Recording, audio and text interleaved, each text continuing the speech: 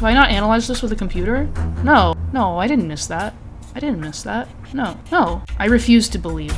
I refuse. We had 3 NMs looking at this game and no one found this? This is such a simple tactic that I'm pretty sure I was thinking about during the game. I don't believe this. I don't believe this is the position. I do not believe this is the position. There's no way. There's no way I missed this. No. Really? What the hell? ChatGPT openings again. Yes, it's the return of the ChatGPT openings, but this time with black, so a little bit more scary. So 10 days before I entered this tournament, I decided to ask ChatGPT for like 30 openings for white and 30 for black. That includes like the best openings, but also the absolute worst, trickiest openings. And then I put them all on a wheel, and I spun the wheel, and what it landed on for white was the King's Indian attack, which was nice because you can kind of play that against everything. And then for black, it actually landed on the modern, which is another thing where you can play it against both e4 and d4, which I didn't realize at first. I almost learned an entirely new thing as well for d4 until Stephen Willie pointed out in the chat that was stupid. So this game I knew was going to be a modern defense no matter what. And all I knew about the modern was you just kind of don't castle, maybe, for a while.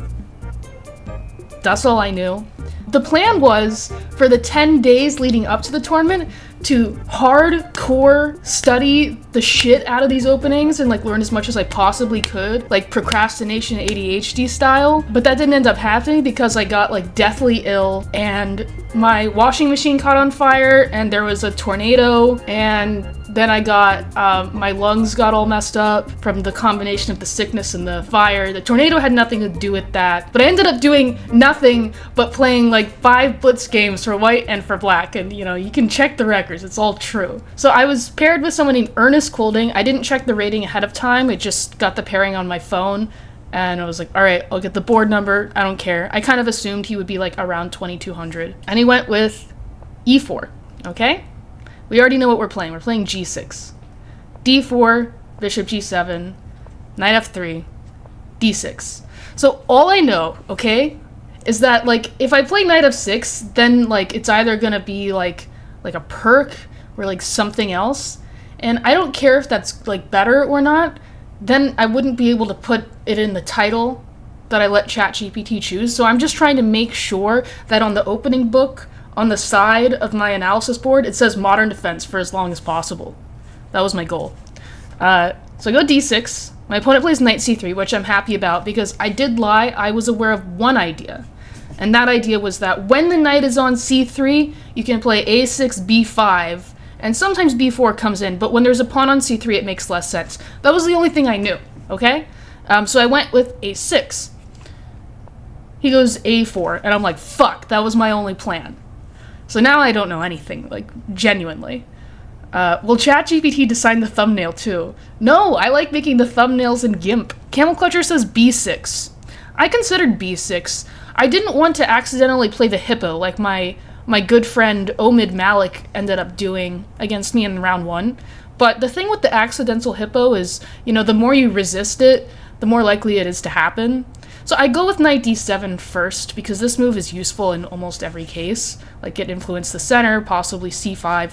The really big issue here is that now that a4 is in, I'm like really scared to touch any of these pawns, because something might just get like permanently weakened. If I touch the c6 pawn, a5 comes in and like, I don't know, he's probably gonna a1 Liang me. And then like b6, this, I don't know, like d5 maybe, it's scary. So from here on out, I'm like really trying to just not touch my pawns, which is like another like overarching theme of my games during this tournament was no unnecessary pawn moves whatsoever. Solid play. Resisting a hippo sounds dangerous. It really is. It's really difficult. So my opponent goes bishop c4, looking at the f7 pawn, and now I'm like kind of annoyed because I don't really know what else to do aside from playing e6, because I'm scared, you see? Like, I don't think I have another choice, because you see, the problem is when you resist castling, is then your king is in the center. I could go e5. The thing is, like, I'm scared. Yes, the bathtub. I'm scared. I go e6 just because I'm scared. That was really... How much have I missed? Not much, Stephen Woolley. I analyzed the round 1 game like a few days ago, and that'll be on YouTube at some point. And this is, we're like 6 moves into round 2. You like e6 here. It just felt like the move that I was supposed to play. I doubt that I spent much time on it. Let me grab my score sheets, actually. It still looks like a hippo. That's what I'm saying. I was trying to resist it, but then I ended up having to play it anyways. On move 6, I played e6. I had 69 minutes left. My opponent had 75. And of course, bishop g5. Like, of course. And the big issue is queen have no square. Have to block. Block with this stupid. Block with this stupid. Have to play knight e7. Hippo. Hippo, why? You know? Now I play hippo. I didn't want to play the hippo, but it, like, you know, when your opponent plays good moves and you're playing goofy moves, sometimes you have to play the hippo. So, knight e7, and then he goes h4, and he's just, like, fully going, like, lobster mode. I don't know why, it reminds me of claws, you know, like, they're really far apart. I guess it's more like a crab than a lobster. But I'm stressed, because he has the entire center, all of his pieces are developed on good squares, and he's also, like, gaining space on both sides of the board. Where the hell does my king go now? And the position is not good. It's not terrible. It's still, like, probably around equal. And the thing is, my position is bad, but it's easy to play because I only have, like, 1 legal move per game. A4, H4 is known as the crab. Is it really? Because I didn't know that. I just, like, guessed that, if that's true, but I doubt it's true. So I go h6 because I'm like, get this fucker out of my face. Bishop e3. Okay, and the question now is, like, now what, right? Because I played all my hippo moves. If I castle kingside, then, like, I don't know. What if I die? Like, queen d2, maybe he can castle queenside, push the pawns at me. I'm scared. CL Smith and Camel Clutcher both like b6, and Stephen Woolley likes b6. The thing with b6 is that, again, like, okay, I'll have a square for my bishop, but also I pushed a pawn, and, like, I want to keep the bathtub intact, because, like, if a leak, I don't want a leak in the bathtub and then the water all flows in. d5 is a move. Yeah, d5, and if takes, maybe knight b6 you're thinking, tempo on the bishop and then capture. Yes. I decided to, like, try to argue that what he's doing, while it looks really great, it can't be like a perfect way to play. So I'm looking in my opponent's position, and I'm thinking, like, okay, what are the weaknesses? I do my little system. What are the weaknesses? What's my opponent's idea? What's my worst piece? This is my worst piece. They're all kind of fighting for the title, of course. But you'll notice that, like, okay, these 2 squares are, like, semi-weakened. In a perfect world, I'm gonna move my stupid hippo knights here and here, okay? And in a case where, like, they don't just get kicked out. Because if he goes here, like, I don't know. It's this square specifically, because it would have a tempo on Le Bishop. You know what I mean? Alright, the chat's just putting copy pastas in the chat. I go with knight f6 instead of Castly-Wastley. And my plan is to put the horse here. And if he doesn't want me to do that, then you shouldn't have played h4. In the meantime, maybe I'll just put the knights where they belong. You know, the old double hop for no reason when, you know, it could have just been 1 move. Wait, why are people reposting it? So knight f6, the knight's heading to g4. And I'm going to get a tempo on your bishop. And he plays kind of a strange move. Bishop d3, I thought was very strange. And his friends, after the game, there were like 5 randos watching our game. And then when the game ended and we went to the analysis room, they all followed us. I think 2 of them were his friends. And apparently both of his friends were NMs, I'm pretty sure. But they were all just, like, analyzing it. I didn't get to say much. But it's an interesting game. We'll get to that. Everyone hated bishop d3, except for my opponent. And me. I also thought it was interesting because, I don't know, like, I've pushed pawns around my king. I don't think it's crazy to think that this could be a target at some point. And maybe he wants to do this. Maybe he just thinks that the bishop's goof here now. I didn't consider the move at all before he played it, but once he played it, I was like, okay, like, maybe it's fine. But it doesn't stop my plan at all. I go knight to g4. Bishop d2. He doesn't want to allow this. So he goes bishop d2, because of course, allowing me to capture his bishop for no reason would be a questionable decision. And now is like maybe a slightly critical position. I kind of thought, okay, but why don't I just do this again? What's stopping me? But also now that the bishop has left the e3 square, d4 is not defended super well, and there's like no tactics because this file is clogged. And I just want to improve my pieces without commitments, basically.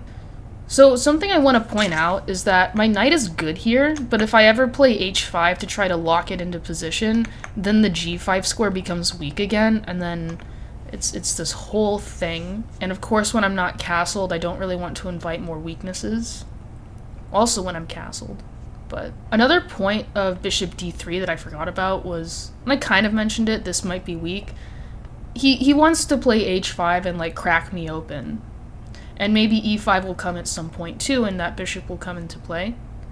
And in my head, I was like, okay, but if he ever goes h5, I'll just go g5.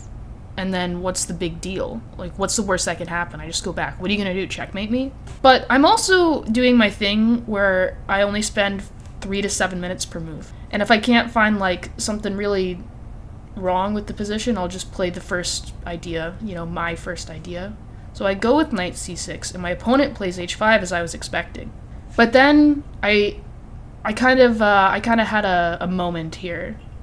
So g5 is what I wanted to play, right? That was the intention. But the more I thought about it, the more concerned I got, because I was worried about knight takes g5, which I didn't really see at first. And so then I became stressed because, first of all, I should have, you know, been aware of this tactic from the start. Yes. But even more than that, once I see this, I should maybe, like, spend time and actually calculate it. Because after g5, knight takes g5, knight f2, knight f7, this is check. This is what I missed, I think. For some reason, I only looked at, like, knight takes d1, knight takes d8, and then, like, I was like, what is this position? This isn't good for me. I don't know, he takes, like, this. Apparently it's equal. Maybe I didn't see the d4 pawn was hanging. I was still warming up, let's say. And then the other thing I missed was, okay, like, the first thing I looked at was queen f6, right? But then he just castles. It's like, what the hell is happening now? I guess I just take, and this is good too, because why didn't I do this? Queen f6 looks good. Queen f6. Why didn't I play queen f6? Oh, I thought queen f3 here takes, but then this is check. I don't know, man. Like, how do you see knight takes f7? What do you mean? I don't know. It looked messy. The computer's telling me that I'm an idiot and I should have gone for this and I would have been winning. Why didn't I do this sums up every over-the-board game? Yeah, I feel like an idiot, but I also remember that I was, like, not going for unnecessary pawn moves, but also not going for unnecessary complications. Because I'm so sick of chess feeling like life or death, and, like, I'm always, like, about to throw up from nerves. And so I was just like, let's just chill and have fun. I'm not gonna like torture myself. Which means, you know, I ended up playing this move, which wasn't very good, and I think I spent a long time anyways, you know, which is the sign of a mistake. I spent 18 minutes in this position, and somehow I didn't calculate correctly, and then was looking for other options and landed on just taking here. I don't know, something was going wrong here. Long think, wrong think, exactly. Yeah, it is a cool name. I can't tell you, I don't know. I don't know what was going on. I don't know what was going on here. But I, apparently, in an 18-minute think, I talked myself out of it, and I played g takes h5, which I don't really have to explain why it is not so good. Now I just will never have shelter on the king side. h6 could be a target. My justification was that, okay, he's also not castling, and maybe I had a concrete line here as well. Yes. I thought, okay, so after rook takes h5, I played e5, and I don't know, like, maybe I'll get a tempo on the rook, and his king's also in the center, and maybe I'll push this pawn, and who knows, maybe it'll all be okay. I don't really remember what I was thinking. I like waited too long to analyze these games, but so this isn't terrible for me. But of course the winning position was better. I get these feelings like something doesn't make sense or doesn't feel right, but it's faint. Yeah, how long ago was this game? Like 2 weeks. I was expecting D takes E5, probably knight G takes, right? So the problem with this though is that he trades, I don't know, this position looks like shit to me. I don't know what I was thinking in the game. I want to be on my own team, and I want to, you know, but honestly, I don't get it. It must just be one of those mystery things where you just sit there for too long and you just see ghosts and confuse yourself. And it would have been better if you made the move that you wanted to play instantly. D takes E5, knight takes E5, knight takes E5, bishop E2. Yeah. And then bishop G4 doesn't get in, and where'd king go? Okay, but whatever. I go E5, he goes D5, which I wasn't expecting for some reason. I was expecting him to capture. I guess because my king is in the center and stuck, I thought he should open the position. Even if his king's not safe, like, I'm not going to take advantage of his king like he could mine.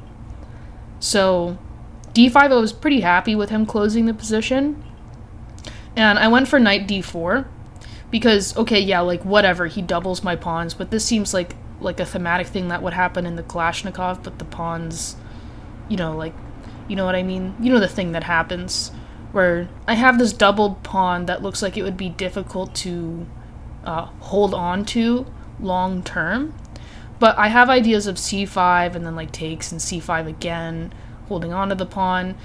Mainly, it's about the E5 square, like, it's about winning a good square for the horsey, and sometimes you can just give up that pawn for that, and also the semi-open E-file is, like, not in this position, but in those thematic positions I'm talking about. I think this is pretty interesting, because you have to move the knight, you have to go knight E2, this is no longer an issue. Say I go queen E7, bishop D7, I don't know, I kind of like my position, because here's the really annoying part for him. C3 is hard to get in because then the bishop on D3 feels loose, and like tempo on knight E5 could be annoying. Maybe I'll take or something. There's also tactics of if he takes with the wrong sort of piece, there's like knight F2 geometry connections. So intuitively I thought this was, you know, my best bet in a sticky situation. So knight D4, my opponent goes knight E2 right away. If I play knight takes F3, yes, I'm doubling the pawns, but I'm kicking my knight backward, and then he, like, what if he just, where do my pieces go? If he gets another rook over here, I'm like getting bankoed, but with my king over here. So I don't know, like, I still really want him to take my knight. Alright, so what the hell do I do here? I remember this being like a really difficult position, and just not being able to find a move that I liked. In my opinion, I need to make things a little crazy here. Queen F6, I like where your head's at. So Queen F6, and we're saying like, okay, the F pawn is weak, let's pin this knight. If he takes here now, I'll still take with the pawn, I'll still have this square, but I'm one more move closer to maybe castling, maybe not, honestly. But I just need to get more pieces activated, and right after a retreat might be the right time. Now, Queen F6 is a blunder, but neither of us figured out why in the game. Your IQ is your chess elo divided by your age. How old am I? 88. Oh, damn. It might be accurate, who knows. Wait, is 54 IQ good? So it says that if white plays knight G3, I'm losing. And I don't, let me click show threat. Oh. Okay. So it's taking away one of the things that I can escape with my knight. Let's take a minute and analyze the position of this knight. Okay, so I can't go here, I can't go here, I can't go here, I can't go here, I can't go here, I can't go here, and now I can't go here. The only square I have left is this. Now let's take a look at this stupid fucking hippo knight. I can't go here, can't go here, can't go here, can't go here. Now I can't go here, and I can't go here. So what happened now is that if my opponent is threatening to play c3, and if I play knight takes f3, sure, this knight's not trapped, but then after g takes f3, this knight is. So that's why queen f6 was stupid. So, I mean, that was all pretty obvious. I should have seen that, so should have my opponent. Knight g3 is pretty good. Pretty good. This is such a messed up situation. Yeah! Should have taken that motherfucker on f2 earlier. Just sack the queen. Okay, but my opponent didn't do that. He just took the knight. He's like a normal human being. E takes, queen e2. Kind of obvious what he wants. Maybe e5 if my king stay in the center. Maybe castly-wastly. Maybe pointing to the queen side if I castle this way. And I'm kind of in a fucked up situation here, kind of like Omid was in the first round, where I'm not castled, but I have no safe destination for my little king. And I can't really stay in the center either. And all my pieces are bad. So I play bishop d7 because it's like I have to play that move eventually, right? And it temporarily stops him from castling queenside, maybe because I'm attacking a4, or at least it gives him another thing to think about. Now, I had some fucked up like psychedelic tactics going on in my head, and I had something very specific planned for the move b3, okay? Now, I won't tell you if it works or not, but I had my own fucked up shit going on. Yes, knight e3. And if he takes me this way, I play d takes. He can't block this diagonal now because there's no pawn here. Attacking both guys. And, you know, this is pretty good. If bishop takes, pawn takes, he has to move the rook again, etc., etc. Wins a pawn, maybe. Now, here's the thing. He'll just go e5, and then I resign. But thankfully for me, he didn't play b3, so I didn't have the chance to be stupid. He played a5, just locking in my structure as is, which I don't know. I think we decided it was bad. And so okay, what the hell do I do now? I don't have any pieces left to put on shitty squares, so I did all those things. That's all I know how to do. If I stay in the center too long, he's gonna probably break me open eventually. I don't have any counterplay. I can't I want to play queen g6 all the time, but it's so scary. It feels like it might be a good move to play, though, because I get a tempo on the rook. I could play knight e5 and take with the bishop and then the g-pawn. But then the thing is that, I don't know, like, it's all fucked, right? So I came up with you know, at least a plan, whether it was good or not. My opponent fucking loved this move. He was, like, gushing about it, but I was like, listen, I don't think I had another legal move. I'm down to 23 minutes and my opponent has 42. Play this fucking position. And again, the time control is game in 80 with a 30-second delay, and then you get an extra 30 minutes on move 40. King d8, king c8, king b8, king a7. Okay, but why not just castle queenside and then put the king on a7? Walking you in the tub, yeah. That's not as fun. I mean, you're on the right track, right? Just castle. But if I castle, then, like, I'm scared. I was like, hey, I don't want to be in the center. I don't want to castle this way. I don't want to castle this way. Why don't I just, like, play king f8? Like, what's he gonna do? Checkmate me? I don't think so. Now the e8 square is available for this rook. This rook, I felt like I needed there, just in case. But I didn't really see a way for him to get me on f8. And he loved that move. So you were kind of close. Hello, chess sweep. King f8, never a mate. That's exactly right. Sounds like a mouse slip. So now my opponent needs to make the decision. Maybe, if he castles queenside, I'll come up with some sort of bullshit attack attached to 93. I don't think so. But, like, imagine. I would castle long, not king f8. Yeah, that's probably better. That's probably a better move. This was more flavorful, though. So he castled queenside. And then my big follow-up was c5. And check this shit out. c4 is the big threat. Bishop takes c4, and then d3 wins the queen. So, but then if he plays b3, then my knight e3 idea is, like, back in the air.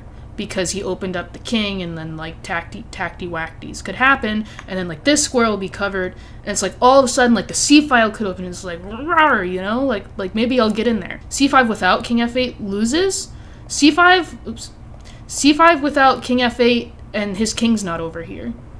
I just thought, like, you know, I wanted to see what he'd do first. Like the rook could come to e8, come to c8.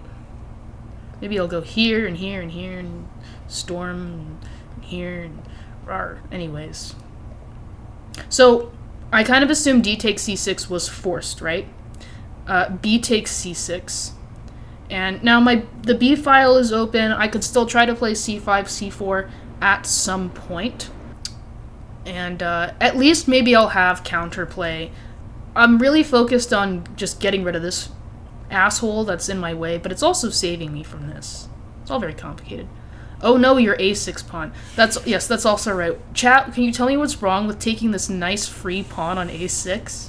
I'll give you a hint. We already kind of talked about it. Yes. d3, attacking the queen, threatening mate in one. And like, you know, even if here, like, I'm winning a rook, maybe there's like a really like here, here, here, here, here, here, here, here sort of tactic, but not really. I mean, like, this looks winning too, but I have lots of option. So okay, so a6, just by the way, is not hanging. So my opponent plays the move bishop b4, to which I completely missed the threat, or the idea, sort of. I could take the bishop, yeah. My point is that I have like 7 things that win in that position. Yeah, opponent wants to play the move e5, okay? Which I did kind of see. I think I should just play king g8, right? But I was like, I don't really believe this shit. I'll just go c5. Keep in mind I have 20 minutes left. I still have, 20 moves to get to move 40. And I've spent most of my time. c5 does not solve e5. You know what, Stephen Willie? You're exactly right, and that's why you wouldn't have lost this game, and I did. My opponent plays the move e5. I don't think this position is really, like, as bad as we're thinking, but, especially with no time for each. So there's only one person defending this, and he's undermining that defense, and my king is here, and it's all very bad. Yeah, queen e7 probably is better than what I did. I think I got stressed here because I don't know, like, I think I just was upset that I misunderstood what was happening. I don't know exactly what my thought process was. I took on e5, and after bishop takes c5, king g8, I was like, alright, whatever, you know? It was bishop e4, I go rook c8, and here, interestingly, white only has one move that keeps the advantage. That's the best rook in history. It's not a bad rook. Also, keep in mind that I undefended a6, which I didn't realize. But I realized later. Let me try to remember the bishop a3 thing again. Oh, yeah. There's always this tactic, by the way. Winning the pawn on f2. Like, he always has to worry about this. And at this point, I didn't really think he could stop it. This is, like, the threat. My opponent played bishop b4, to which I played knight takes f2. And I'm, like, better all of a sudden. What are you talking about? Oh, the queen does defend a6. Okay. At some point, I stopped defending it, and I just, like, didn't realize. And I just, like, I was like, yeah, everything's fine.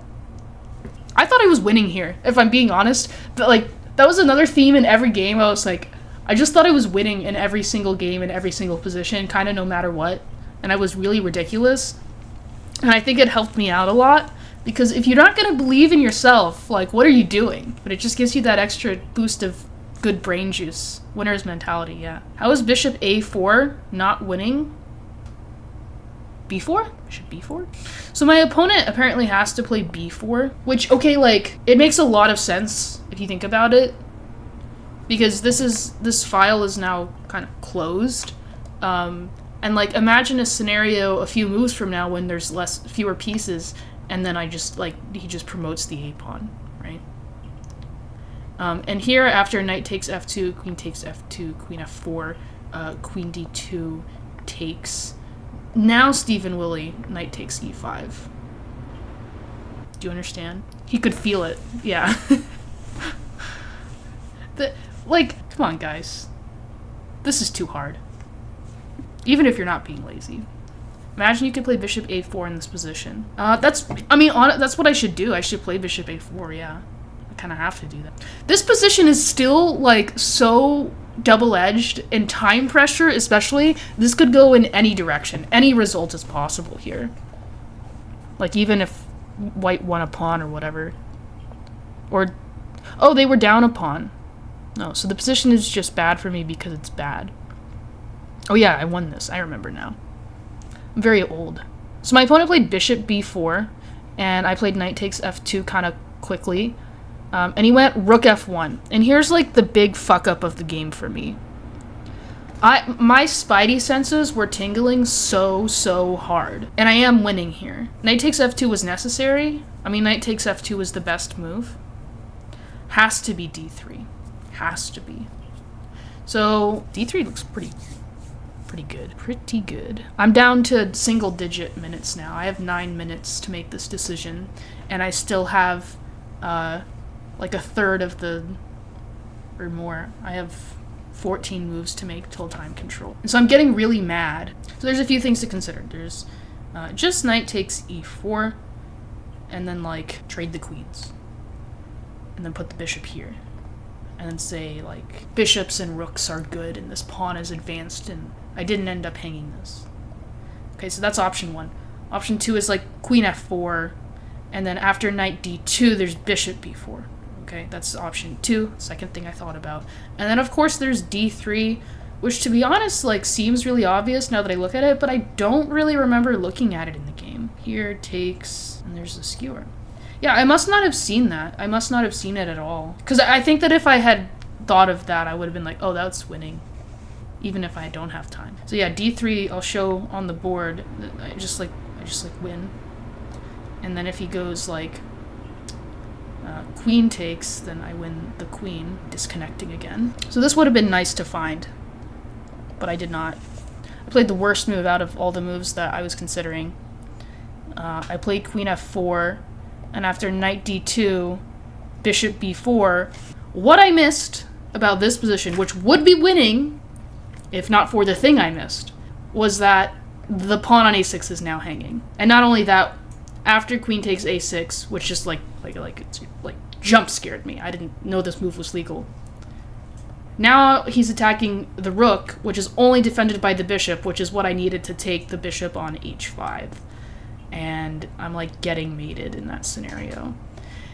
Now, I'm not losing here. It just happens to be the most complicated position that's ever existed, and I have 5 minutes. So, there you go, chat. Here's play this fucked up position with 5 minutes on the clock. You gotta make 12 more moves to get to time control. D3 him, Stephen. Well, yeah, that's what I did. That's what I did. I said D3, you know, like, fuck you. He goes C3. And then I thought I played the most devastating move of my life. I thought he was about to resign here. So what this move did is the bishop's not defending that knight anymore. There's all sorts of, like, disconnections happening. Like, I'm trying to break up his pieces. I played the move bishop f6, and I was just going to be like, all right, I have a flight square now. I'm going to reroute the bishop to g5. I can actually take on h5 now because I have king g7 with a tempo, and then I'll put the bishop here, or this is hanging as well because this is pinned, and all of these things. However, I hung my rook? What are you talking about? I didn't hang my rook. White to play and win. You didn't, but I did. Oh, okay. Stephen really likes bishop f6, d3, bishop f6. Yeah, they're very good, natural-looking moves. It just, like, pisses me off, okay?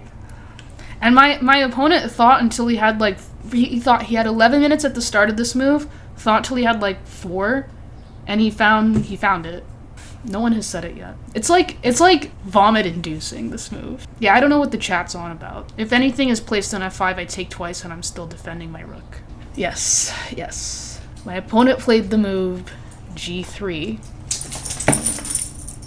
Simply saying, okay, but dumbass, like, how are you put your bishop on f6, it's only defended by the queen. I know. And then, like, this is hard to, like it just all completely falls apart. I go queen e3 because, like, opening this is even worse. No, he didn't say that. He was like the nicest person ever. But that's what the move said. Queen takes f6. Wait, what? No, he didn't do that. No, he didn't do that. This is wrong. No. No. Have I not analyzed this with a computer? No. No, I didn't miss that. I didn't miss that. No. No. I refuse to believe. I refuse. We had 3 NMs looking at this game and no one found this? This is such a simple tactic that I'm pretty sure I was thinking about during the game. I don't believe this. I don't believe this is the position. I do not believe this is the position. There's no way. There's no way I missed this. No. No. No. Really? Time to call Ernest up? What the hell? This is like like Puzzle Rush, Puzzle 6 level tactics. And I know I was thinking about sacking the queen and it didn't work. I think I considered this, There's no way I didn't what? No, you can't go here. I just check him and then, I don't know. No. It's not that deep. I mean, I didn't get to even really say much, but sad. Sad, sad, sad. Maybe because we were, like, using these 2 moves interchangeably. Like, they didn't matter, but it does matter. This really pisses me off. Because then he just traded the queens. And then I was like, what the hell? And then this fucker comes in. And if he doesn't take that, if he goes here, it's like, I have chances here. I'm gonna checkmate you. Not really, but... Full OTV experience. This was by far my worst game. I guess that's the good part. Let's just pretend I was still warming up. I just can't believe that. Like, I was looking for those tactics the whole time. I feel like I even looked at that and then said it didn't work for whatever reason. It's impressive you could come close with a B tier opening. I played like 3.5 NMs and I beat I played like 4 or 5 NMs. And I only lost to 2 of them. 3.5. Yeah, one was like 5. He was 10 years old, but he was rated 2150.